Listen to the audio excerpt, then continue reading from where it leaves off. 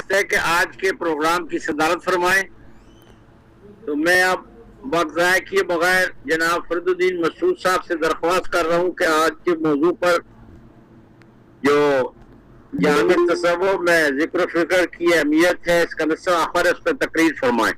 محترم جناب فرید الدین مسعود برہانی صاحب. اعوذ باللہ من الشیطان الرجیم. بسم اللہ الرحمن الرحیم. اذکرونی اذکرکم واشکروا لی ولا تکفرون. والذین آمنوا اشد حبا للہ.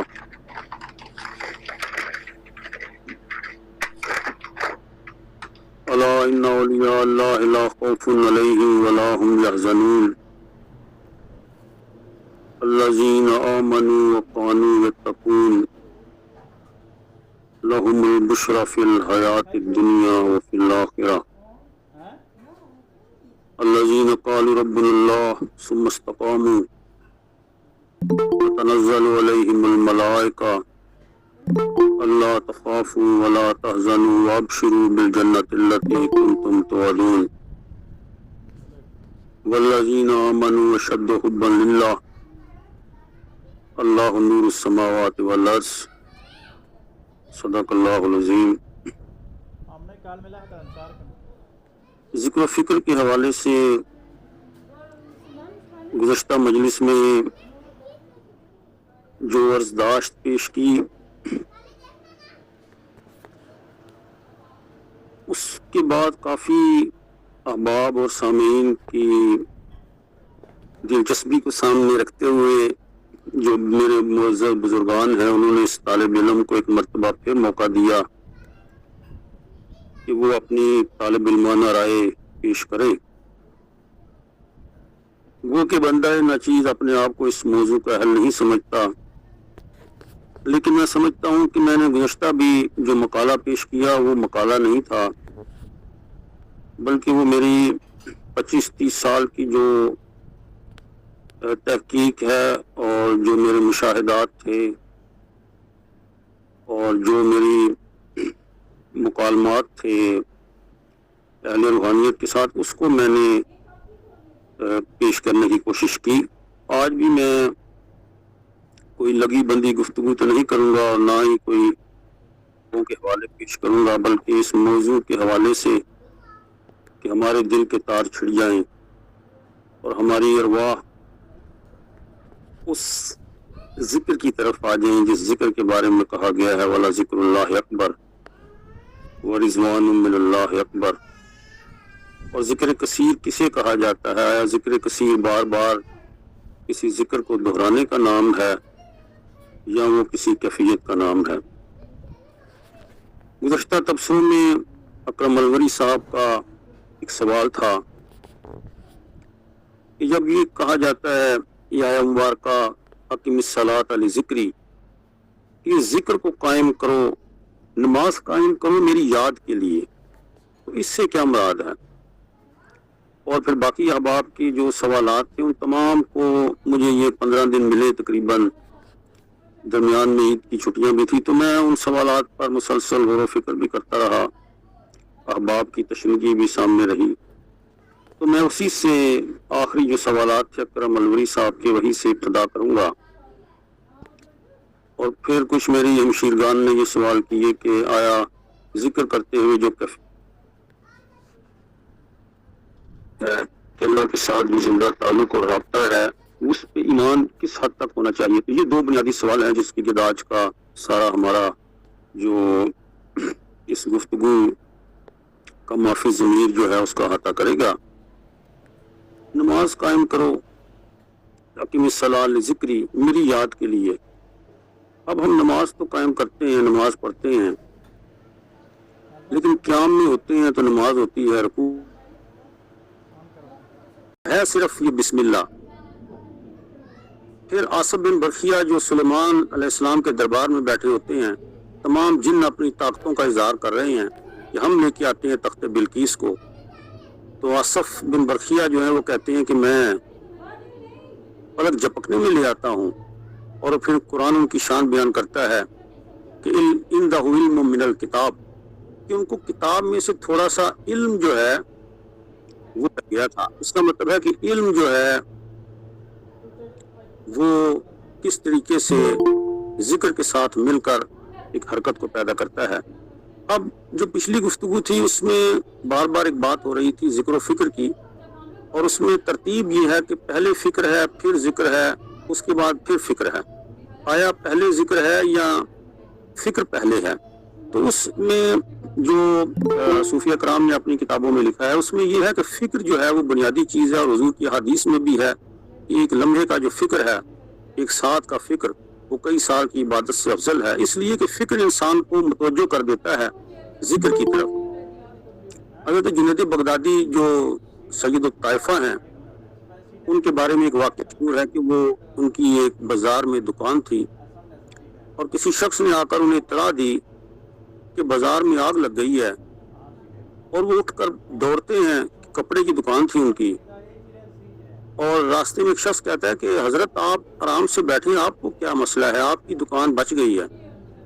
तो हजरत जुनैद बगदादी फौरी सजदा करते हैं और शुक्र करते हैं कि या अल्लाह, ये मेरी दुकान बच गई है। लेकिन आप देखें कि कई दफ़ा ये जिन नेकियों को हम नेकियां और सजदे समझते हैं वही गुनाह में शुमार हो जाते हैं।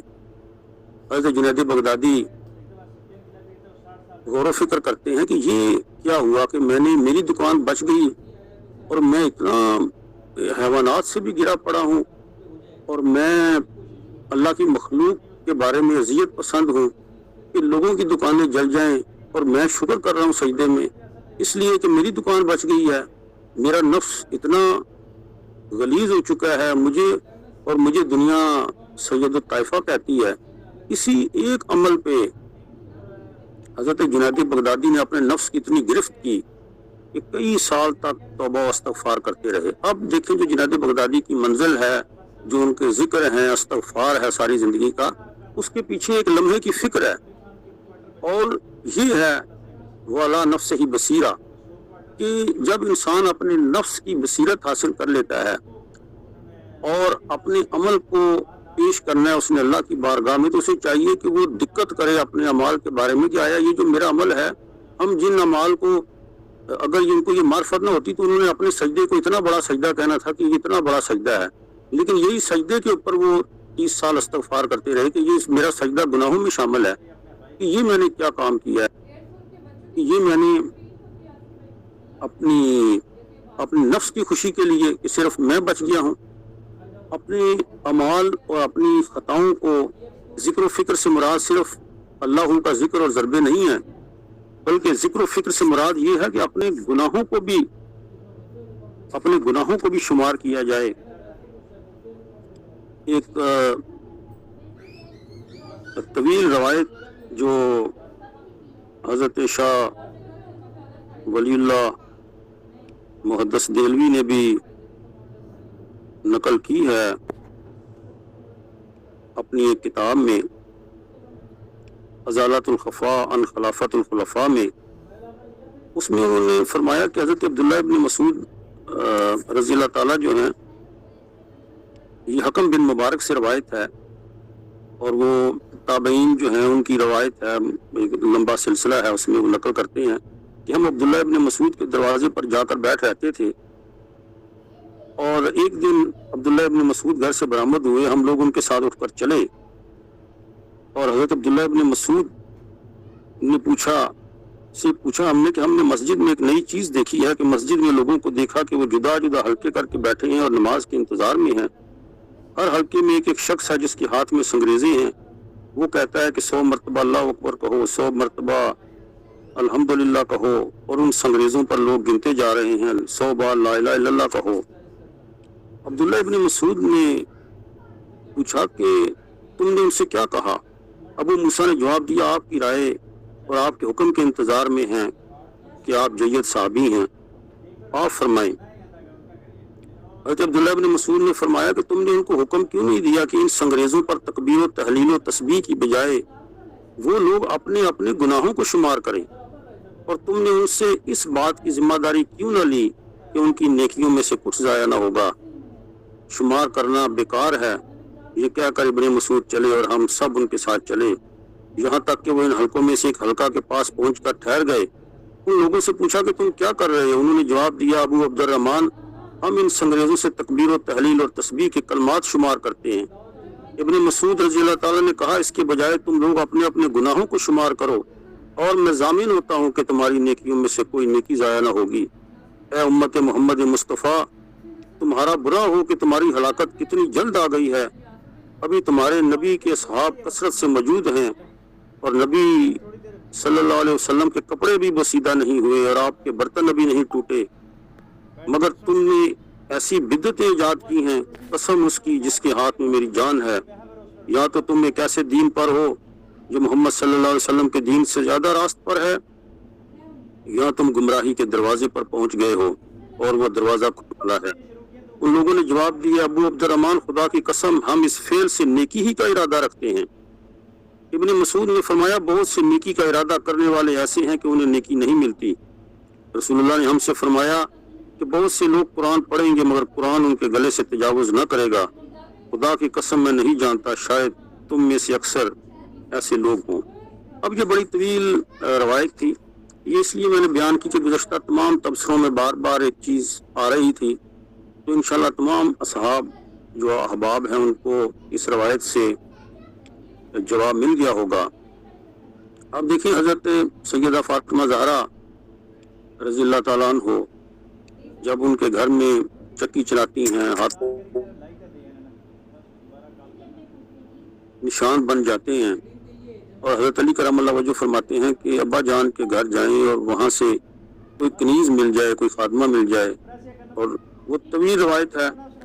جناب سیدہ آتی ہیں، ایک مرتبہ اظہار نہیں کرتی، پھر چلی جاتی ہیں، دوسری طرف حضرت علی بھی آتے ہیں اور اظہار فرماتے ہیں، اور حضور فرماتے ہیں کہ 33 مرتبہ سبحان اللہ، 33 مرتبہ الحمدللہ، 34 مرتبہ اللہ اکبر یہ پڑھا جائے تو یہ خادمہ کی کفایت کرے گی اور اللہ آپ سے راضی ہوگا۔ اب آپ دیکھیں کہ جو ذکر ہے یہ تعداد ہے۔ اسی طریقے سے ابھی جو لوگ حج کر کے آئے ہیں، جب انہوں نے رمی جمرات میں جمرہ اولا، جمرہ وسطیٰ اور جمرہ پہ 7 سنگریزے مارے ہیں اور 7 مرتبہ اللہ اکبر کہا ہے، تو یہ جو بار بار کہنا ہے 7 مرتبہ، 33 مرتبہ، یہی ذکر کثیر ہے۔ ذکر کثیر سے مراد یہ نہیں کہ ایک شخص جو ہے وہ ساری رات ہی اللہ کرتا رہے تو وہ ذکر کثیر ہے۔ جو معین تعداد اس کو بتائی گئی ہے، اگر وہ پورے خلوص اور خشوع اور خضوع کے ساتھ اس ذکر کو بیان کرتا ہے، آیا مبارکہ میں ارشاد ہوتا ہے کہ جب تم مناسک حج سے فارغ ہو جاؤ، فاذکروا اللہ کذکرکم آباءکم او اشد ذکرا، جیسے یہ لوگ مکہ کے لوگ بیٹھتے تھے اور بار بار اپنے اکابرین کا ذکر کرتے تھے، بزرگوں کا، اس بات کی جگہ یہ ہے کہ اب آپ بیٹھیں اور اللہ کا ذکر کریں۔ اور یہاں ذکر الہی سے مراد یہ ہے کہ اللہ کی صفات، اللہ کی قدرت کاملہ کا اظہار اور اس کے نظام کی بات، اس چیز کو کیا جائے، اسے بیان کیا جائے۔ تو یہ آج کے دور میں ذکر و فکر کی ضرورت ہے، لیکن گزشتہ بہت سے پروگرام کے بعد بھی بہت سے لوگوں نے سوال کیے، اور ان سوالوں میں ایک سوال یہ تھا کہ اتنے ذکر کے حلقے قائم ہیں اور جو ہمارے احباب ذکر و فکر کرواتے ہیں، ان کی اگر رات کی محفلوں میں جو ان کو حال اور وجد پڑتا ہے، وہ تو ایسے کہ ان سے بڑا ولی کامل کوئی نہیں۔ اور میاں صاحب اس پر گفتگو کریں کہ دن کے وقت جو معاملات ہوتے ہیں وہی معاملات ہمارے معاشرے میں ان اذکار کی محفلوں کا نور نہیں پھیل رہا۔ اس کی وجہ یہ ہے کہ ہمیں ذکر و فکر کا صحیح معنی و مفہوم جو قرآن حکیم اور اللہ کو مطلوب ہے اور حدیث سے ہمارے سامنے آیا، ہم نے اس مفہوم کو حاصل نہیں کیا۔ ہم نے اپنی طرف سے ایسی قباحتیں اور چیزیں بدعات اس میں شامل کر لی ہیں کہ ہو سکتا ہے کہ جس کو ہم ذکر و فکر سمجھ رہے ہیں، ہمیں شعور ہی نہیں ہے کہ ہم جو دین ہے، کل کا کل دین اور کل کا کل قرآن، اس قرآن کو ذکر کہا گیا ہے، جو آخرت کا ذکر ہے۔ قرآن میں جو تمام تر افاق پہ تدبر اور تفکر کی بات کی گئی ہے، اس کو بھی ذکر کہا گیا ہے۔ ہمارے ہاں ذکر کا مفہوم اتنا محدود ہے۔ اب درود جو ہے، ایک شخص جو ہے وہ درود پڑھتا ہے، اللہم صلی علی محمد وعلی آل محمد، اور ساری رات ہی درود پڑھتا رہتا ہے۔ یہ درود کا ایک مفہوم ہے، لیکن اگر وہ حضور نبی کریم کے لائے ہوئے جو نظام ہے اس کو سمجھنے کی کوشش کرتا ہے اور سارا دن اس تب و دو میں بھی رہتا ہے تو وہ حالت درود میں ہے. یہ کائنات جو ہے یہ محو درود ہے. اللہ درود بھیج رہا ہے, اس کے فرشتے درود بھیج رہے ہیں, اور ایک شخص جو اسے سمجھتا ہے کہ حضور کا لایا ہوا دین, ان کا جو نظام ہے ہر جگہ پر غالب ہو, اور اس نظام کا مذاق اڑانے والی قوتوں کو میں دندان شکن جواب دوں, تو سمجھے کہ وہ درود پڑھ رہا ہے اپنے عمل سے درود پڑھ رہا ہے. اب اس میں سب سے بڑی بات یہ ہے کہ ہم بچپن سے لے کر اپنی زندگی میں دیکھتے ہیں سب سے کم جس موضوع پہ گفتگو ہوتی ہے وہ توحید ہے. تو اور پھر ہم کہتے ہیں کہ ہماری توحید جناب مضبوط ہو جائے. ہمیں بچپن سے لے کر تمام ادارے, یہ وہ سبق ہے کہ جو لمحے لمحے کا سبق ہے اور جو انسان کے ایمان کے لیے حد ضروری ہے. اور یہ کیسے ہو سکتا ہے کہ آپ قرآن سے آگاہی نہ ہو, قرآن سے زندہ تعلق نہ ہو,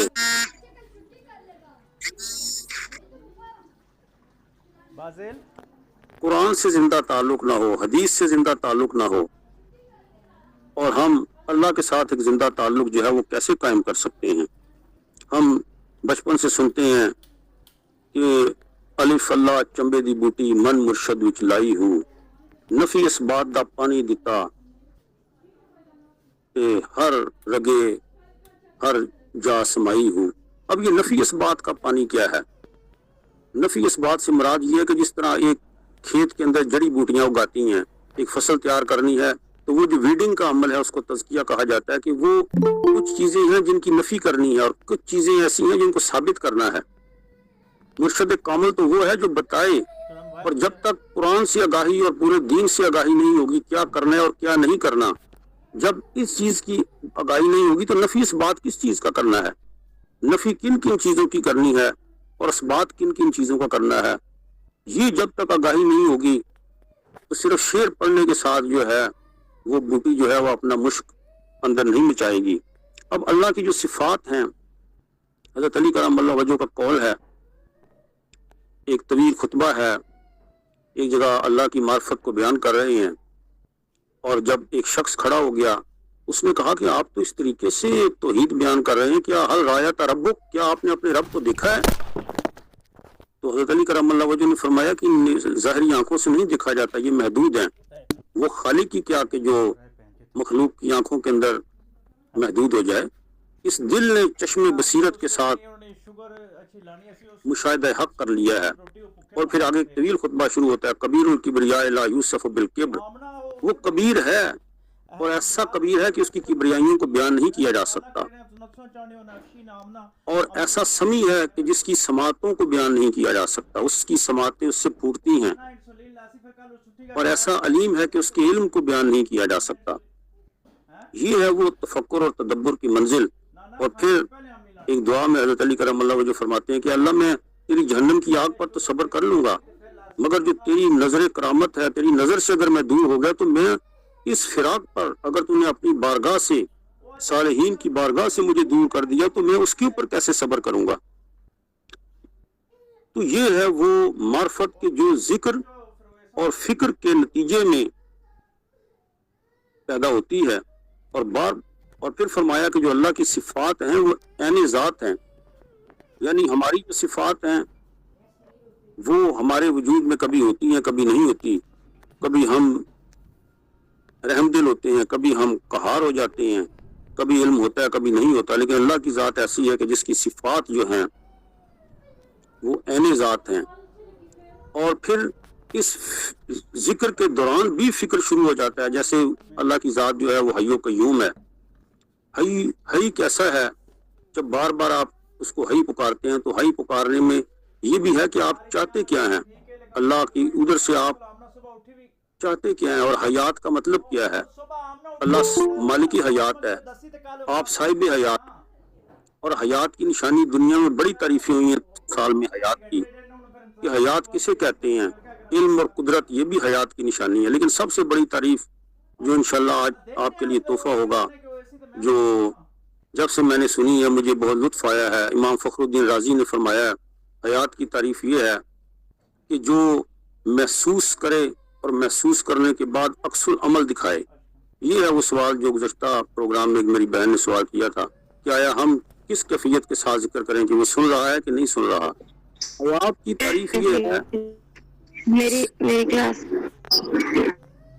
اس نیت کے ساتھ. سر ریپیٹ کر دیں, میں نے سنا نہیں, سگنل ڈراپ ہو رہے تھے میری طرف.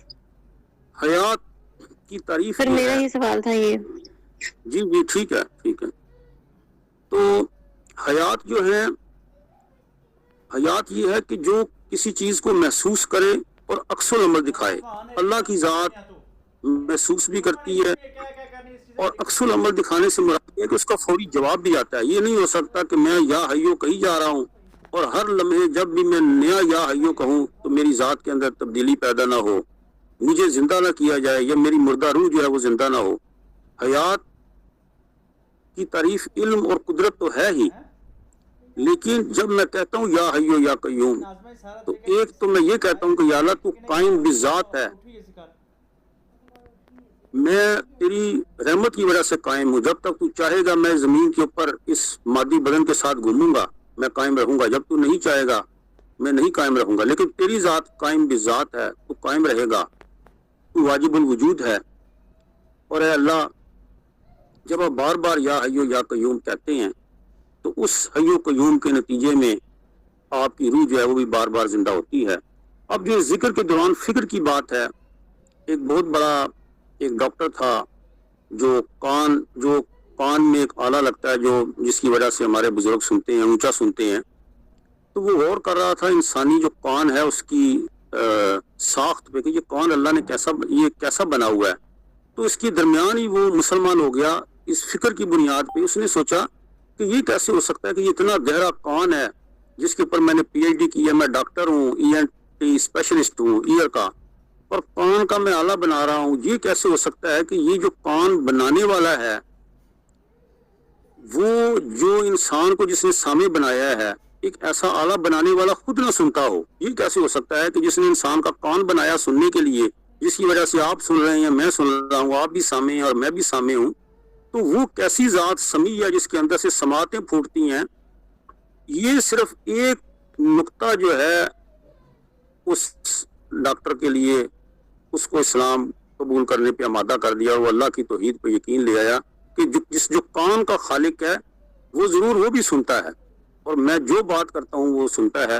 تو لہذا ذکر و فکر میں سب سے پہلا جو بنیادی فارمولہ یہی ہے کہ یہ ایمان کامل ہو کہ میں جن الفاظ سے پکار رہا ہوں وہ ضرور سنے جا رہے ہیں اور ضرور اس میں کوئی نہ کوئی تاثیر پیدا ہوگی.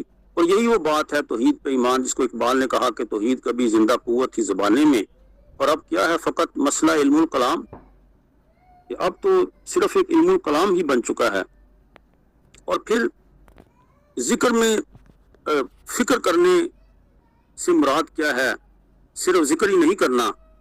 حضرت امام جعفر صادق جو ہیں ان کے سامنے ایک شخص جو ہے اس نے یہی کلمہ پڑھا اللہ اکبر, تو انہوں نے فرمایا کہ اس سے مراد سمجھتی ہو کہ کیا ہے اللہ اکبر, مثلا کیا مطلب کہ اللہ کتنا بڑا ہے, اس کا مطلب ہے کہ اور بھی بڑے ہیں اور وہ ایک بڑا ہے. اس نے کہا کہ آپ فرمائیں اس سے کیا مراد ہے. تو جو جواب دیا فرمایا اللہ اکبر من یوسفہ, اللہ اس سے بھی بڑا ہے کہ اس کا وصف بیان کیا جائے. جب تم اللہ اکبر کہتے ہو تو تمہارے ذہن میں بڑائی کا ایک تصور ہے کہ وہ اتنا بڑا ہے, تو بس یہ جو تمہارا طائر فکر پرواز کر کے یہاں تک پہنچتا ہے کہ اتنا بڑا ہے, یہ تمہارے ذہن نے جو بات کی ہے وہ اس سے بھی بڑا ہے. اللہ اکبر من یوسفہ, اللہ اس سے بھی بڑا ہے کہ اس کا وصف بیان کیا جائے. سبحان اللہ و بحمدہ سبحان اللہ العظیم. سبحان اللہ کس چیز سے پاک ہے, یہ جو تمہارے ذہن بھیجا گیا. اور انہوں نے زمین پر آ کر ایک پکار لگائی سبوح قدوس ربنا و رب الملائکۃ والروح. جب یہ جملہ کہا تو حضرت ابراہیم علیہ السلام نے اپنے دوست کا یہ ذکر سنا تو فوری آئے اور اس انسانی شکل میں جو فرشتے تھے ان کو کہا کہ یہ آپ نے کیا کہا ہے. حضرت ابراہیم علیہ السلام اس کو بکریاں چرا رہے تھے. انہوں نے فرمایا کہ یہ اللہ کا کلام ہے. تو فرمایا ایک بار پھر کہو یہ تو میرے محبوب کا میرے دوست کا ذکر ہے. تو انہوں نے کہا کہ ایسے تو بات نہیں بنے گی, تم آپ یہ سارے اپنے جانور ہمارے حوالے کریں تو پھر کہیں گے. حضرت ابراہیم علیہ السلام نے فوری طور پر اپنے جانور ان کے حوالے کر دیے. اور اب آپ دیکھیں پھر کیا ہوتا ہے، جانور حوالے کر دی اور پھر ان کو کہا، اس کے بعد ان کو کہا کہ اب پھر دوبارہ کہو. انہوں نے کہا کہ اب تو تمہارے پاس ابراہیم کچھ بھی نہیں رہ گیا. تو فرمانے لگے کہ کیا آپ کو ان جانوروں کو چرانے کے لیے کوئی چرواہا نہیں چاہیے؟ میں آپ کے ساتھ چلتا ہوں. بس یہ وہ بات تھی کہ جہاں ملائکہ واپس چلے گئے. تو یہ حضرت ابراہیم علیہ السلام کا ذکر کے ساتھ عشق تھا. ذکر اور فکر جب یہ دونوں مل جاتے ہیں تو پھر اس میں تاثیر پیدا ہوتی ہے. اور حضرت عبداللہ ابن مسعود رضی اللہ تعالیٰ جب فوت ہو گئے تو حضرت عمر فاروق رضی اللہ تعالیٰ نے ان کے بیٹوں کو بلایا اور کہا کہ میں آپ کا بیت المال سے وظیفہ لگانا چاہتا ہوں. دونوں بیٹوں نے کہا کہ یا امیر المومنین، ہمارا تو وظیفہ لگ چکا ہے. تو فرمایا وہ کیا وظیفہ ہے؟ انہوں نے کہا کہ ہمارے ابا جان نے فرمایا تھا کہ سورہ واقعہ عشاء کی نماز کے بعد پڑھا کرو، کبھی فقر و فاقہ نہیں ہوگا، بلکہ اللہ اتنا دے گا کہ تم سے رزق سنبھالا نہیں جائے گا. اور واقعاً جو لوگ سورہ واقعہ کی تلاوت کرتے ہیں اس میں رزق بڑا، یہ ایک علیحدہ بحث ہے کہ اس کو ایسی یاد ہے جس کی وجہ سے رزق ملتا ہے، وہ مفسرین کا موضوع ہے. لیکن واقعاً سورہ واقعہ کو اگر پڑھا جائے تو رزق کے حوالے سے اس میں کتنی برکات جو ہیں شامل ہیں. اب جو حضرت جنید بغدادی کا واقعہ بیان کیا تھا استغفار کے حوالے سے، حضرت علی کرم اللہ وجہ کے پاس ایک شخص آتا ہے، وہ کہتا ہے جی مجھے اولاد چاہیے، تو کہتے ہیں آپ استغفار پڑھیں. پھر ایک شخص آتا ہے کہتا ہے مجھے بیٹا چاہیے، تو صرف کہتے ہیں استغفار پڑھیں. پھر ایک شخص آتا ہے وہ کہتا ہے جی بارش نہیں ہو رہی، کہتے ہیں استغفار پڑھیں. تو ایک صحابی پاس بیٹھے تھے، انہوں نے کہا یہ آپ نے کلیے کہاں سے لیے ہیں کہ ہر شخص کو استغفار دے رہے ہیں؟ تو یہ صحابہ کرام کا طریقہ تھا کہ حضرت علی کرم اللہ وجہ نے کہا کہ یہ میرا تو طریقہ نہیں ہے. آپ نے سورہ نوح کا آخری رکوع نہیں پڑھا کہ اس میں یہی ہے کہ جب آپ استغفار کریں گے تو اللہ تعالیٰ نے ایک پیکج دیا ہے نوح علیہ السلام کی قوم کو، کہ وہ نوح علیہ السلام کی قوم کے لیے نہیں بلکہ قیامت تک کے انسانوں کے لیے ہے کہ جب تم استغفار کرو گے تو کیا ہوگا، تمہیں بیٹے ملیں گے، تمہارے گناہ معاف ہوں گے، بارشیں ہوں گی، رزق میں اضافہ ہوگا. 4-5 بڑے پیکج ہیں. آج ہمیں وہ مادی بازار ہیں وہاں کے جو پیکج سارے یاد ہیں، جو لوٹ سیل کے پیکج ہیں، لیکن جو اللہ نے پیکج قرآن میں دیے ہیں وہ پیکج ہمیں بھول گئے ہیں. اور واقعی استغفار جو ہے وہ بار بار کرنا چاہیے استغفار کے اندر، کیونکہ کل بنی آدم خطا، حدیث رسول ہے کہ کل بنی آدم جو ہیں وہ خطا کار ہیں، اور خطا کاروں میں سب سے افضل وہ ہیں کہ جو تائبون ہیں، توبہ کرنے والے ہیں. یہ حضرت علی کا قول ہے یا اس کی روایت ہے، میں نے کہیں پڑھی ہے کہ ہم تو سب ایسے گناہ گار اور خطا کار ہیں کہ اگر والدین کے گناہ جو ہیں وہ اولادوں کے سامنے اگر پردے کھول دیے جائیں تو وہ اولادوں کا سامنا نہ کر سکیں، اور اگر اولادوں کے جو اعمال نامے ہیں وہ والدین کے سامنے کھول دیے جائیں تو وہ اپنی والدین کا سامنا نہ کر سکیں. کل بنی آدم جو ہے وہ خطا کار ہیں. صرف استغفار جو ہے، استغفار ہی ایک ایسی چیز ہے جس کا ذکر ہے جو بار بار وَبِالْأَسْحَارِ هُمْ يَسْتَغْفِرُونَ، کہ صبح کے وقت کی جو استغفار ہے وہ بھی انسان کو بہت اعلیٰ منزل کی طرف لے کر جاتی ہے. دوبارہ سب سے بڑی چیز یہ ہے کہ اللہ تعالیٰ اپنی رحمت میں رکھے.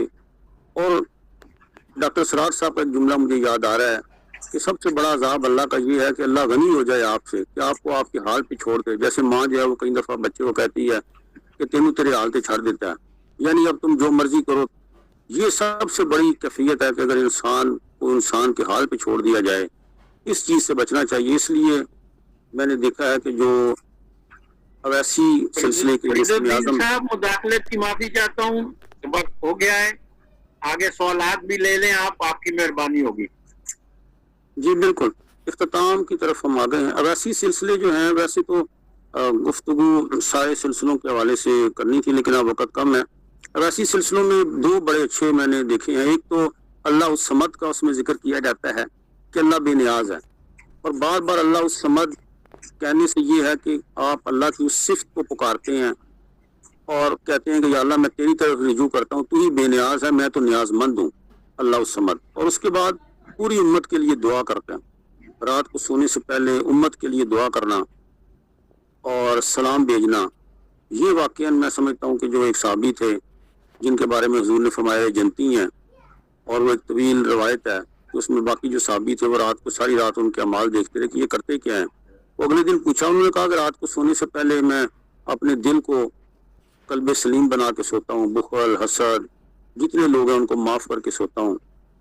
تو کیا یہ اچھا نہیں ہے کہ ہم ذکر و فکر کریں, لیکن اگر ساری رات بھی ہم ذکر و فکر کرتے رہیں اور ہمارے دل میں بخل بھی ہو, بغض بھی ہو, جو ہم سمجھتے ہیں کئی دفعہ ہمارے کچھ احباب کہتے ہیں کہ ہم تو اتنے سالوں سے ذکر کر رہے ہیں, تو سب جو اذکار ہیں اس کی کچھ شرائط بھی ہیں کہ آپ کس وجود کے ساتھ, آیا وجود خالص کے ساتھ ذکر کر رہے ہیں. وہ جو زبان ہے اس کے تقاضے پورے کیے ہیں, اگر وہ چغلیاں, غیبت, جھوٹ, برائیاں, بدعمالیاں اس کو چھوڑ نہیں رہی اور وہ لسان ذاکرہ بھی ہے, تو وہ کیسی زبان ہے. تو بہرحال یہ ایک بہت بڑا موضوع ہے کہ ذکر و فکر کو اس کی شرائط کے ساتھ اگر کیا جائے گا تو پھر وظائف کی تو کتابیں بھری پڑی ہیں دنیا میں, لائبریریوں میں جتنی مرضی کتابیں لے آئیں, لیکن اصل بات یہ ہے کہ وہ شرائط کہاں لکھی ہیں. وہ قرآن حکیم اس کا منبع ہے شرائط کا, اس کو ہم دیکھیں گے تو یہ جو نفی اثبات کا پانی دیں گے تو پھر جو لا الہ الا اللہ کے ثمرات ہیں وہ ہمیں نصیب ہوں گے. اللہ سے دعا ہے کہ اللہ ہمیں صحیح معنوں میں ذکر و فکر کرنے کی توفیق عطا فرمائے. وما علینا الا البلاغ المبین. شکریہ جناب فرید الدین مسعود برانی صاحب, آپ نے ماشاءاللہ ایسا مقالہ پیش کیا کہ جو جتنے بھی میں مقالے پروگرام میں سن رہا ہوں وہ یہ مقالہ ان سب سے بہتر اور معلوماتی تھا. اللہ تعالیٰ اس کو آپ کو اجر دے. اب سوالات کی طرف جاتے ہیں. میاں بابر صاحب نے شروع سے ہاتھ کا نشان بنایا ہوا ہے, وہ اپنی بات رکھیں, کیا کہنا چاہتے ہیں میاں بابر صاحب.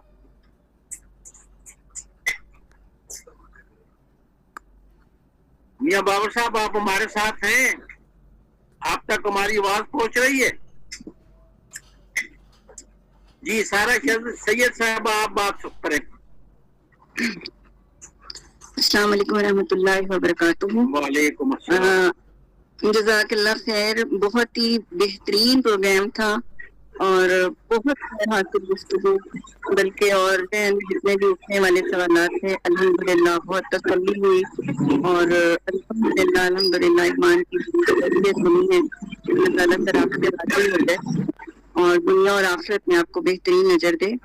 اچھا, میرا اس میں سوال یہ ہے کہ اس وقت ہم جس دور سے گزر رہے ہیں اس میں لہو الحدیث کی بہت زیادہ کثرت ہے اور اس کی جو سب سے بڑی صورت ہے وہ موبائل ہے. ظاہر ہے ہم سب استعمال کرتے ہیں.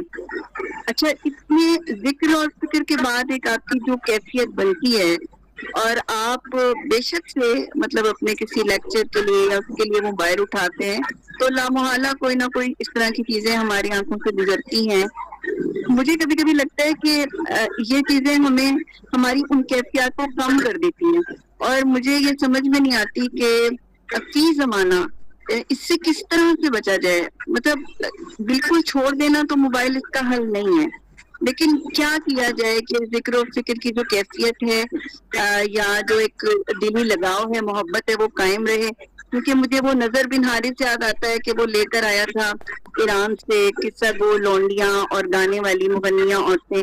وہ دیکھتا تھا کہ جس سے دنیا اور آخرت کے اثر ہو رہا ہے تو اس کے اوپر ایک لونڈی مسلط کر دیتا تھا اور تفاسیر میں لکھا ہے کہ یہاں تک کہ اس کے اوپر سے آخرت کی فکر کا اثر جاتا رہتا. تو سر ہمارے تو ہاتھوں میں بس ہر وقت کی وہ چیزیں ہیں. کوشش تو بہرحال کرتے ہیں الحمدللہ کہ جتنا ہم بچ سکیں, لیکن آپ کو لگتا ہے کہ آج کے دور میں ذکر و فکر کے جو لیول آپ نے بتایا اس سے اچیو کرنا ممکن ہے؟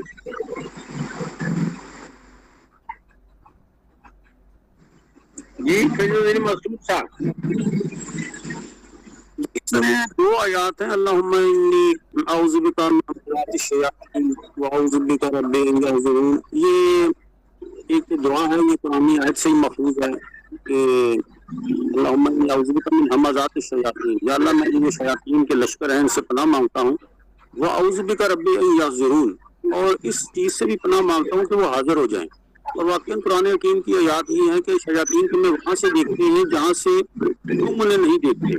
تو یہ واقعاً یہ جو اسکرین ٹائم ہے ہمارے بچوں کا بڑھتا جا رہا ہے, یہ ایک بہت بڑا کویسچن مارک ہے آج اساتذہ کے لیے, ماں باپ کے لیے, بچوں کے لیے. اور یہ صرف آپ خاتون کا کویسچن نہیں ہے, بہت سے ہمارے احباب بھی سوال کرتے ہیں, مرد حضرات کے.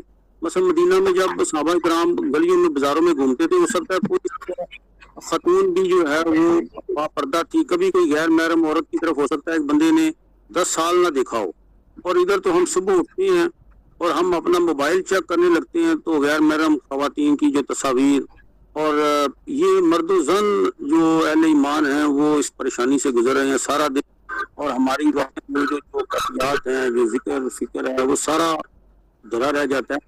تو اس میں اللہ سے ہی مدد مانگی جا سکتی ہے. واقعی یہ دونوں طرف سے یہ مسئلہ ہے, اور اس میں یہ جو چیز ہم بہت چھوٹا سمجھ رہے ہیں, اس کی وجہ سے بہت تباہی بھی ہے. اور اس کے حوالے سے تو یہ کہ وہ حدیث ہے جو حضور فرماتے ہیں کہ آخرت میں کچھ لوگ ایسے لائے جائیں گے جن کے اعمال پہاڑوں جیسے ہوں گے, لیکن کیونکہ وہ خلوتوں میں اللہ کی نافرمانیاں کرتے تھے لہذا حبا منصورہ, ان کے روئی کے گالوں کی طرح ان کے اعمال کو اڑا دیا جائے گا. تو یہ وہ حدیث ہیں جو آج پہ توجہ دلاتی ہیں کہ آپ اعمال بشک کم کریں, لیکن یہ ہے کہ اس ذکر و فکر کے ذریعے اللہ سے مدد مانگیں. اور واقعاً اصل میں انسان, جیسے میں نے پہلے بات بتائی کہ نماز میں انسان محو وساوس ہوتا ہے, وسوسے آنے کی بات نہیں, لیکن جب انسان اس میں محو ہو جائے اور مجاہد وساوس نہ بنے, ان وسوسوں سے نہ لڑے, تو یہ قابل مذمت ہے.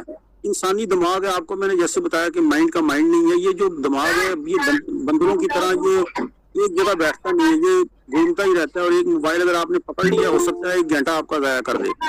اور لو لاب جو ہے سب سے بڑا دنیا کا یہی ہے.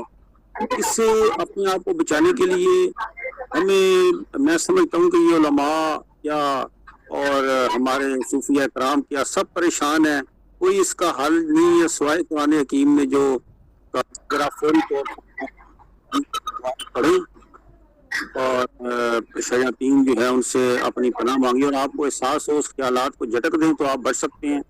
ادروائز یہ جو اسکرین ٹائم ہے وہ بچے واقعی موبائل پکڑتے ہیں پڑھنے کے لیے اور کلاس میں جانا ہے, لیکن وہ ایسی چیزیں شروع ہو جاتی ہیں کہ وہ انسان کو جو ہے وہ اس پہ اپنے آپ کو بہت جو ہے اس کو سمجھنا بہت مشکل ہے. یہ بڑا نازک اور حساس موضوع ہے. یہ جو ہماری امت کے اکابرین ہیں انہیں کا, میں تو ایک طالب علم ہوں, میں اس سے زیادہ کیا کہہ سکتا ہوں. آگے بڑھتے ہیں. جو یہ لسٹ میں آ رہا ہے نام عامر خان صاحب کا, وہ ان سے درخواست ہے کہ اپنی بات رکھیں. شاید ان تک آواز نہیں پہنچ رہی. جی امتیاز احمد صاحب, آپ بات رکھنا چاہتے ہیں. میاں بابر صاحب آپ بات کریں جناب. آپ کو جی السلام علیکم ورحمۃ اللہ وبرکاتہ. عامر صاحب 1 منٹ رک جائیں, آپ نے دیر فرما دی, 1 منٹ رک جائیں. جی میاں بابر صاحب. جی معذرت چاہتا ہوں, پہلے وہ میرا مائک آن نہیں تھا جب آپ مجھے کہہ رہے تھے, تو میں یہ بات رکھنا چاہتا ہوں اپنا برہانی صاحب سے, یہ پوچھنا چاہتا ہوں کہ یہ جو وسوسے آتے ہیں نماز میں, یا اللہ پاک ہمیں کامیابی دے تہجد میں, تو مجھے کسی بزرگ نے کہا تھا, وہ عالم تھے, انہوں نے فرمایا تھا کہ آپ اپنے لیفٹ ہینڈ کی طرف, شولڈر کی طرف اعوذ باللہ من الشیطان الرجیم پڑھ کے 3 دفعہ آپ ایسے آواز آنی چاہیے جیسے تھوکتے ہیں, یعنی ایسے کر کے آپ نے 3 دفعہ کہنا ہے, تو انشاءاللہ اللہ پاک جو وسوسے شیطان کے آتے ہیں وہ ختم ہو جائیں گے. بس یہی پوچھنا تھا کہ آیا یہ کرنا درست ہے کہ یا کوئی بس ایسے ہی جیسے بہت سے علماء دین بہت سی باتیں کرتے بھی اور کہتے بھی. یہ ذرا مہربانی فرمائیے. جی فرید الدین مسعود صاحب. دیکھیں میاں بابر صاحب, یہ دعائیں تو ساری قرآن حکیم سے ماخوذ ہیں. واقعی جیسے میں نے وہ بنیادی آیت یہ پڑھی ہے کہ اللہم انی اعوذ بک من حمزات الشیاطین, یہ دعا, وہ اعوذ بک رب یحضرون, یہ اب شیطان سے آپ نے پناہ مانگنی ہے. آگے پناہ مانگنے کا طریقہ ہے, اگر کسی بزرگ نے یہ کیا ہے تو جیسے کہ آپ شیطان کو سنگریزے مارتے ہیں, وہ علامتی ایک چیز ہے کہ آپ, وہ لگتا شیطان کو تو نہیں دے, تو ایک علامتی ہے کہ آپ نے ایک جو مجسم ہے اس کی طرف آپ نے سنگریزہ جو ہے وہ مارا ہے. تو آپ نے اپنے وجود کو, اسے آٹو سجیشن آج کی موٹیویشنل دنیا میں اپنے وجود کو کئی دفعہ جیسے لیتے ہیں, آپ اپنی دل نہیں کرتا تو آپ کہتے ہیں اٹھ, تو وہ فوری طور پر جو لوگ ہیں وہ تہجد کے لیے اٹھ جاتے ہیں. जी जी जी, जज़ाकुमुल्लाह खैर जी, शुक्रिया। तारीफ पर काम करने के लिए। फिर बहुत से लोगों ने दुआएं बनाई हुई हैं, जैसे अदरीसी सिलसिला है उसमें पढ़ी जाती है। मैं ये दुआ छोटी सी पढ़ता हूँ, देखिए इसका मजमून भी आयतों और हदीसों से मिलता है। या बदी समावाति वल अर्ज़ बिजाह वजहिकल करीम। और फिर इसमें काफी जो है वो फिर आते हैं, खल्लिस मिनल फितान सिर्री वाक़िनी शर्री व साबिस शैतान व जिरनी मिनहु या रहमान हत्ता ला यकून लहु अलैया सुल्तान। तो ये सारे जो जुमले हैं, ये ऐसे लगता है कि इसमें शैतान के से बच के और आप अल्लाह के हिसार में आ रहे हो। और मैं छोटा सा एक वजीफा इसमें बता दूं, जब अल्लाह को या हम पढ़ते तो हैं बचपन से सुनते आ रहे हैं, या सलाम हो या मोमिन हो या मुहैमन। मुहैमन जो है अल्लाह को क्यों कहा जाता है? ये जो आपने देखा, जब जो मुर्गी है जब वो भागती है, उसको आप अपने उसके बच्चों को खतरा होता है तो वो अपने परों को फैलाकर एक चीख निकालती है और भागती है, और अजीब सी एक कैफियत होती है। वो जो कैफियत है उसको मुहैमन कहा गया है, और इस कुरान को भी मुहैमन कहा गया है। और अल्लाह की जो ज़ात है वही मुहैमन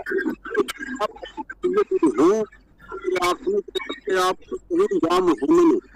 तो मुहैमन एक ऐसी ज़ात है कि उसी वक्त अल्लाह मुर्गी की तो आपको एक मिसाल दी है ना, जो अहले अरब कहते हैं, वो अल्लाह ने अपने आप को उस कैफियत में कि उसके बंदे, बात यह है कि आपका रुजू उस तरफ हो। आपको एक छोटी सी मिसाल देता हूँ कि जैसे ज़ुलेखा जो है उसने यूसुफ अलैहिस्सलाम के लिए दरवाजे बंद कर दिए, लेकिन यूसुफ अलैहिस्सलाम ने जब उस तरफ रुख किया तो उसके बाद वो कुंडियां जो है वो नीचे गिरनी शुरू हुई। अगर यूसुफ अलैहिस्सलाम उधर ही करते तो वो दरवाजे की कुंडियां नहीं उतरनी थी। तो वहाँ मुफस्सिरीन और सूफिया कराम ने लिखा है कि आपका तवज्जो तो दरवाजे की तरफ हो कि मैंने भागना है। एक बंदे ने हाथ में मोबाइल पकड़ा है और तमाम फौज नाज़र वो 2 घंटे देख रहा है और साथ कह रहा है औज़ु बिल्लाहि मिनश शैतानिर रजीम। तो ऐसे नहीं होगा, पहले वो अपनी तवज्जो तो हटाए उस हराम नफ्स से। अगर वो किसी गैर नरम खतून की तरफ देख लिया, एक गैर इरादी तौर पर नजर पड़ गई है, तो दूसरी तरफ साथ ही औज़ु बिल्लाह कह के अपनी निगाह को दूर करे। असल चीज वो बुनियादी इरादा है। अब वो जैसे आपने बात की है कि वो अपने कंधा झटक के 3-4 दफा 10 दफा भी कह रहा है, लेकिन अगर उसका माइंड उधर ही स्टिक हो गया, वो अपनी तवज्जो को हटा नहीं पा रहा, तो वो 10 दफा बजाय 20 दफा भी थूकेगा तो उसका दिमाग तो उधर से हट ही नहीं रहा। तो बुनियादी चीज है ऑटो सजेशन, कि अपने माइंड को ऐसी कमांड देनी है कि वो फौरी तौर पर उधर से झटक कर उसकी तवज्जो जो है वो इस तरफ आ जाए। मैं छोटी सी बात करूंगा, मैंने बाइबल जो है वो भी मैं पढ़ता रहता हूँ, मुख्तलिफ इल्हामी किताबें, वैसे अपने नॉलेज के लिए। तो एक चर्च के बाहर जो एक स्लीप थी, उसके नीचे एक जुमला मैंने लिखा हुआ देखा कि जब तुम अपनी जात, जब तुम खुदा की जात के साथ कायम नहीं होगे तो तुम गुनाह करोगे। हर मजहब जो है वो बहुत सी तारीफें हुई हैं, लेकिन हर मजहब में यही बुनियादी अकीदा है कि जब तक आप तौहीद पे और अल्लाह के साथ जिंदा ताल्लुक आपका कायम नहीं होगा तो गुनाह इसी चीज का नाम है कि आप फौरी तरफ गुनाह की तरफ रुजू करेंगे। तो अगर आप का जो ताल्लुक बिल्लाह जो है वो कायम है, मजबूत है, तो ये शुरू में ये छोटी चीजें लगेंगी, ये मोबाइल ये वो कोई ऐसी बात नहीं, लेकिन जब आप अल्लाह की फरमाबरदारी में कामिल हो जाएंगे तो इंशाल्लाह ये बड़े से बड़े मोबाइल या जो मंजर हैं आपके जहन में, ये बिल्कुल, मैंने बड़े बड़े बुजुर्गों को देखा है जिनके ये जुमलात हैं सूफिया कराम के, वो कहते हैं जी, कुछ लोग कहते हैं जी हम तो ये खवातीन जो है गैर महरम इनको देख नहीं सकते, हमारा ईमान। वो कहते हैं भाई बुनियादी चीज ये है कि आप अल्लाह ताला इतना तकवा और सब्र अता कर देता है और इतनी हलावत अता करता है, और वाकई ये बहुत सी रवायात में भी है और इस पे लिखा गया है कि जब आप अपनी नजर को हटा लेते हैं तो उसके बाद फौरी दिल में ऐसी हलावत पैदा करते हैं, ईमान की हलावत, कि जो लोग जिन्होंने महसूस किए वही महसूस करते हैं। और अल्लाह की हर ताबेदारी के बाद एक हलावत है, और हर गुनाह के बाद ज़मीर के अंदर एक प्रिकिंग है कि जो इंसान कहता है कि यार ये मैंने गलत किया। उसको कोई भी गलत ना कहे, अगर उसने मोबाइल में कोई मंजर देखे हैं, उसका ज़मीर ही उससे अंदर से कचोके लगाएगा, उसको क्लिक करेगा। जी हाँ, माशाल्लाह, काफी मतलब है कि तशरीह हो गई। आगे जनाब हमारे पास वक्त भी कम रह गया है। गुलाम रसूल साहब सवाल करना चाहते हैं, मुख्तसर सवाल करें और मुख्तसर सा जवाब आपको मिलेगा, या कोई तबसरा है? जी गुलाम रसूल साहब, शायद उन तक आवाज नहीं पहुंच रही। नईम कुरैशी साहब कुछ बात करना चाहते हैं। जी नईम कुरैशी साहब। जी अस्सलाम वालेकुम। वालेकुम सलाम जनाब। बहुत उम्दा गुफ्तगू हो रही थी, बहुत शुक्रिया, बहुत उम्दा गुफ्तगू हो रही थी। जब उस नहज पे थी, अल्लाह उससे भी बड़ा है जो हम तसव्वुर करते हैं, वहां से निशिस्त मुनक़ता हो गई। बार बार मैं ट्राई करता रहा, तो अब आखिरी लम्हात में जो है वो बहाल हुई है। कमेंट तो कोई नहीं, मैं सोच रहा हूँ कि इस टॉपिक पे अभी तृष्णा नबी है अभी अगर कोई सवाल होता है तो वो किया करें। एक नशिस्त इस पर ऑन होनी चाहिए, मेरी सजेशन है। No question no comment. ठीक हो गया जी, आगे बढ़ते हैं। हसन शाहिद साहब से दरख्वास्त है मुख्तसर सी बात रख लें। अस्सलाम वालेकुम व रहमतुल्लाहि व बरकातुहू।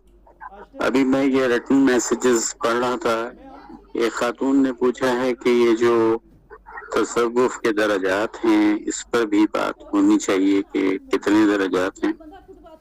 मैं जो कुछ मालूमात रखता हूँ उसके मुताबिक तो ये है कि इस पर एक इंडिपेंडेंट सेशन चाहिए कि ये जो है ये मुख्तलिफ मदारिज आदमी कैसे तय करता है, और उसी में फिर ये भी जिक्र आएगा कि अल्लाह ताला ने ये रखा है कि एक दर्जा अगर आपने कवर कर लिया है और किसी वजह से आपसे भूल चूक हो जाती है तो वो दर्जा वापस नहीं लिया जाता है।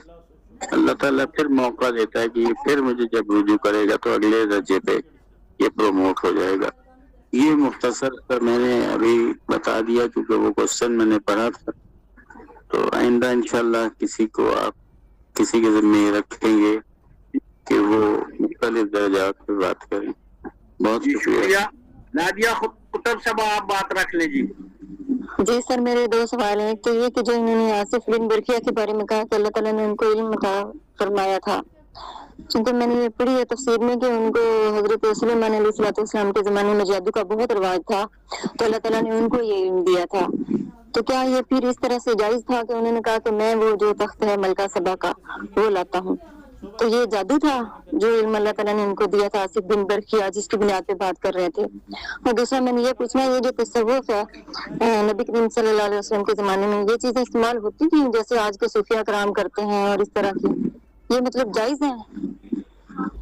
जी फरीदुद्दीन मसूद साहब जरा मेहरबानी करके मुख्तसर, ताकि सेशन वो मीट वाले खत्म ना कर दे, सदारती खुतबा भी सुनना है।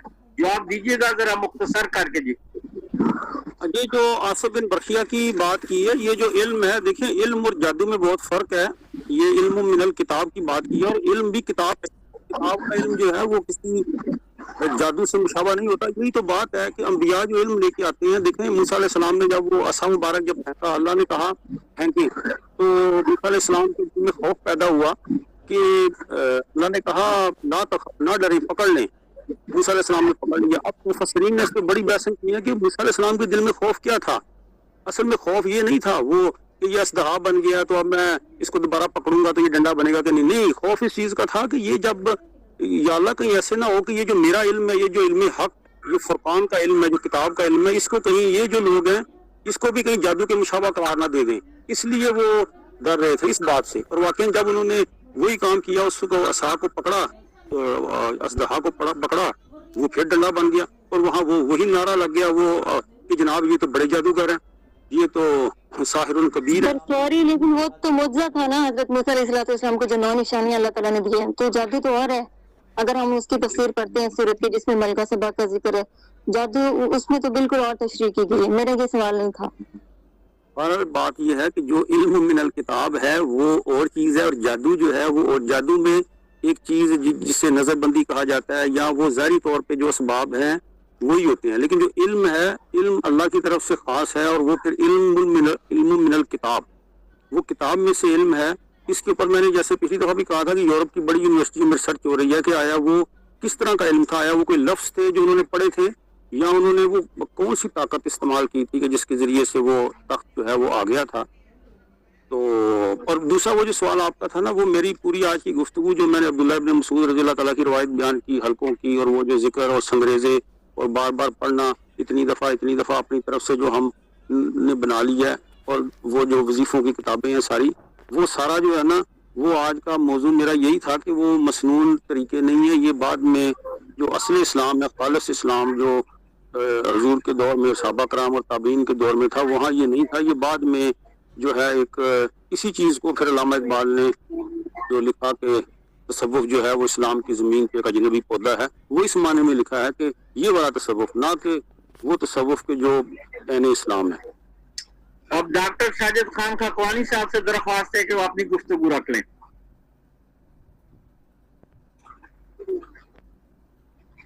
माशाल्लाह जी, बहुत अच्छा किताब था, कई नई चीजें भी हमारे सामने आई, लेकिन एक चीज जो भी महफिल से निकल कर आई है, जरा इस बात की वजाहत फरमा दें बुरहानी साहब के, ये जो इल्म, एक काला इल्म है और एक नूरी इल्म है, इसमें क्या फर्क है, यानी जादू में और इल्मुल किताब में क्या फर्क है, इसकी वजाहत कर दें तो बहुत सारे अशकालात दूर हो जाएंगे। बहुत शुक्रिया जी। फरीदुद्दीन मसूद साहब। असल में सर, इल्म तो जो जिसे हुजूर ने फरमाया कि अल-इल्म नूर यक़ज़फ़ुहुल्लाहु फ़ी क़ल्बि मा यशा, कि इल्म जो है वो अल्लाह का नूर है, वो जिसके दिल में चाहता है डाल देता है। तो इल्म तो वाकई नूरानी ही होता है। इल्म ये जो हमने एक मिसाल दे दी है काला इल्म, वो इल्म काला तो नहीं होता, वो शैतानी जो तराकीब हैं और चीज़ें हैं जिसमें वो एक शैतानी नेटवर्क भी चल रहा है, जो शयातीन जो हैं वो शाहिद साकब जब उनको पढ़ते हैं, जब वो जाते हैं खबरें लेने के लिए, तो वाकई एक इंफॉर्मेटिव सिस्टम जो है वो सैटनिक चल रहा है।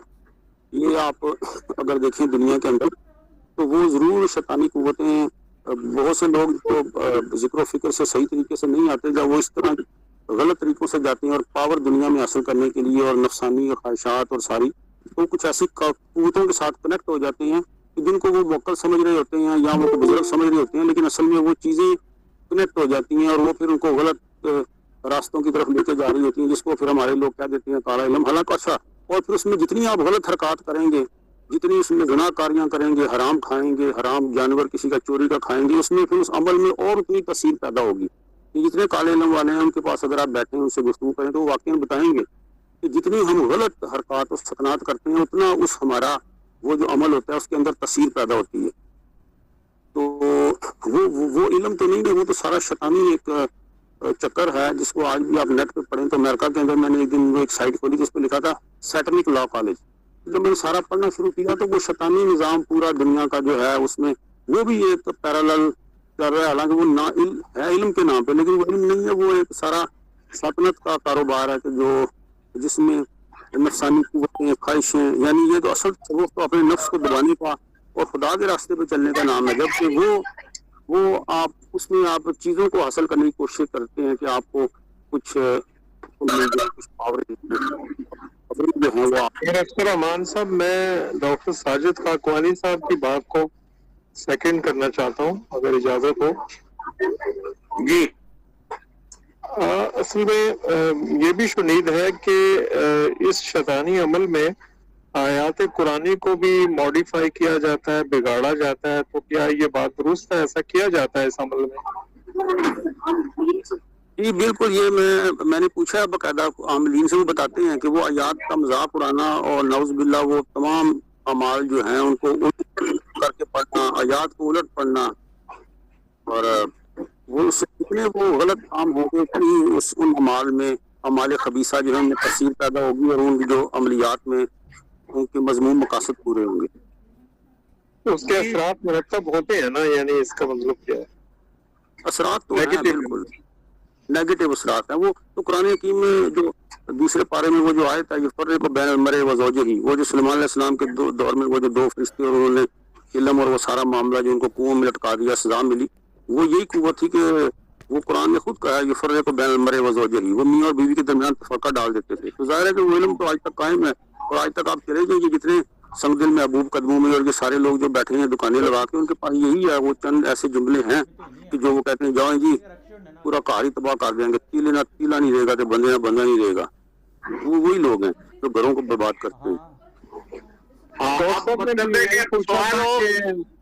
हमारे पास टाइम खत्म हो गया, मैं माजूर चाहता हूँ और सवालात बहुत आए, वो भी नहीं ले ये वाइंड अप करना चाहता हूँ कि काले और नूरी इल्म की बात की थी डॉक्टर अखवानी ने, काले और नूरी इल्म की बात की थी, तो इन रिजल्ट तो फिर वही है ना कि वो इल्म नहीं है, एक मनफी अमल है, यही बात उससे निकलती है। जी जी बिल्कुल ठीक हो गया जी। जी मोहम्मद अकरम मेलवली साहब।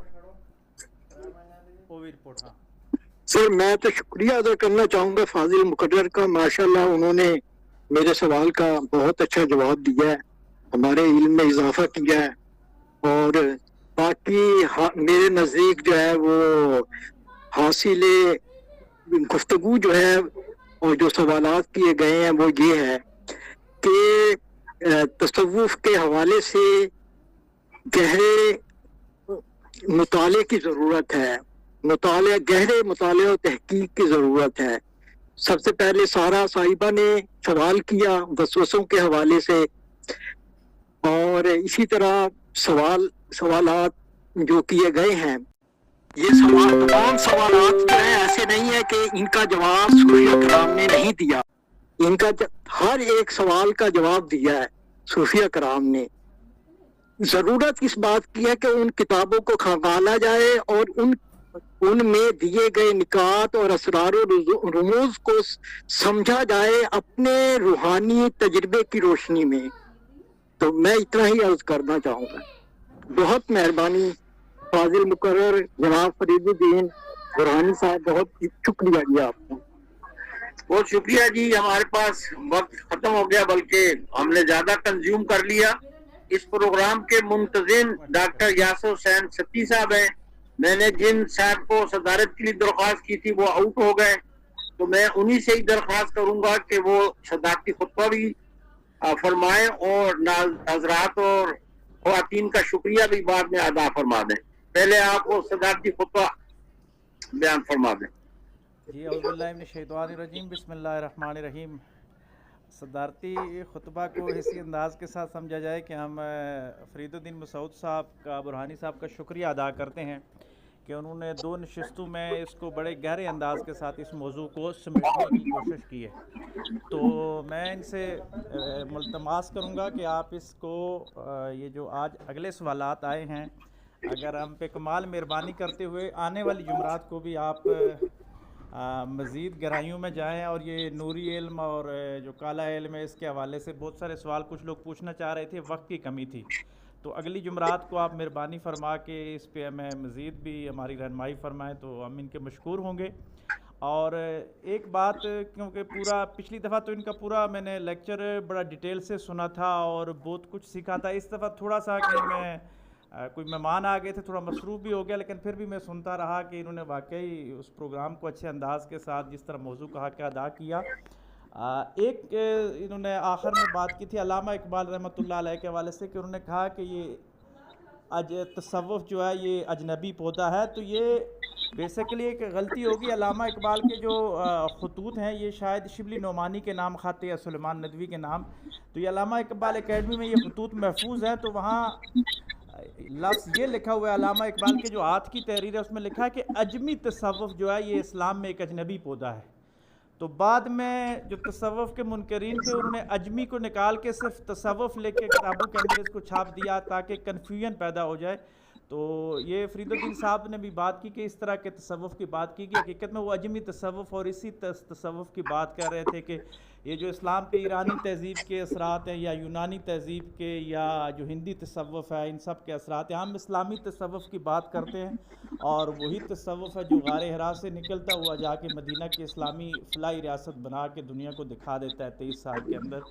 यही इस्लाम का बातनी निज़ाम है। यही बातनी निज़ाम ला के हम जब फ़लाई रियासत बनाएंगे तो तब भी मुकम्मल तौर पे हम मादी और रूहानी तौर पे खुशहाल हो सकेंगे। तो इन्हीं अल्फाज के साथ आज की इस महफ़िल को अख्ताम करते हैं। मैं सब हज़रात व ख़वातीन का इंतहाई मशकूर हूँ कि आपने वक्त निकाला और इस प्रोग्राम को कामयाब बनाया। अगली जुमरात को भी इसी तरह इंशाअल्लाह मिल बैठेंगे। सुबहान रब्बिका रब्बिल इज़्ज़ति अम्मा यसिफ़ून व सलामुन अलल मुरसलीन वल्हम्दुलिल्लाहि रब्बिल आलमीन। जज़ाकल्लाह। शुक्रिया सब हज़रात।